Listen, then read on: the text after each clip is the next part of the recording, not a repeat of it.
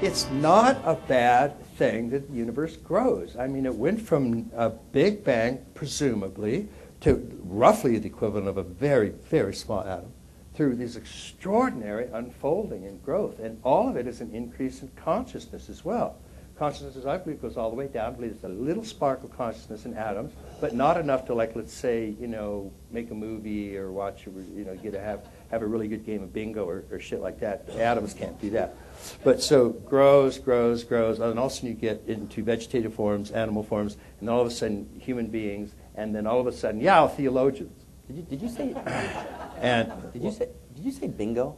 Yeah, atoms can't play bingo. That's a very high form of evolution. That's only in the Protestant religion. Bingo is a form of Eucharist. Yeah, that's after they say prayer. That's all they do. 21. 21. That's Bingo. Good. I got it. Got it. Go. And then God favors you.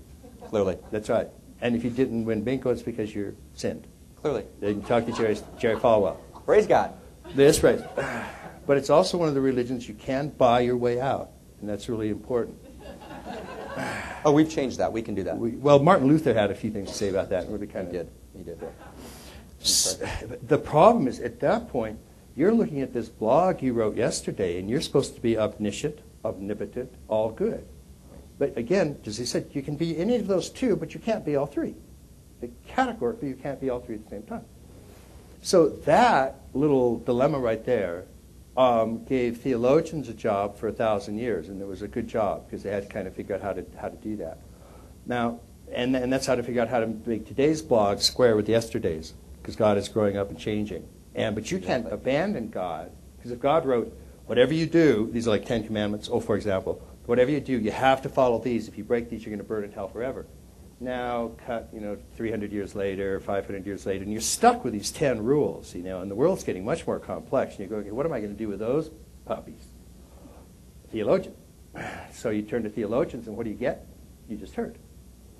You get this extraordinary, how do you grapple with it? Now, it's an extremely important thing that Mark did, because in my opinion, it represents spirits wrestling with its own evolution.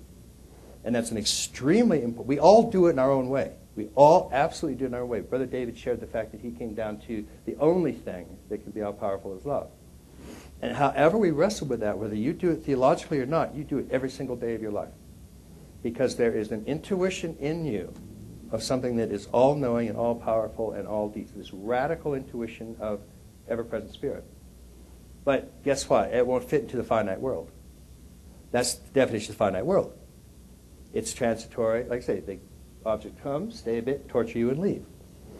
So how do you reconcile this very Augustinian kind of argument, how do you reconcile this intuition that you're eternal? You all know you're eternal. You know it. Way down deep, you just know it.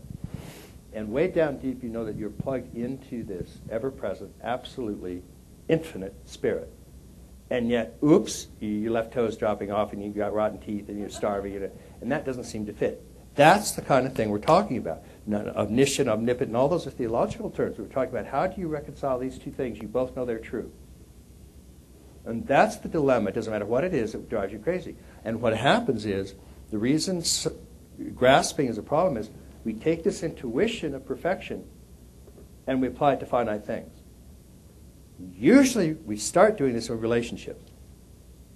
And the person we're with is absolutely a god or a goddess. And then you get proof of there's the intuition I knew. It's in that person right there who just slept with somebody else. That's the topic of our after lunch dialogue. And that's where if you're a theologian, you go, okay, wait a minute, omniscient, knowing, okay, that's not going to work. No, all good. Son of a bitch ain't all good, so let's cross that one out. That's what we're facing all the time.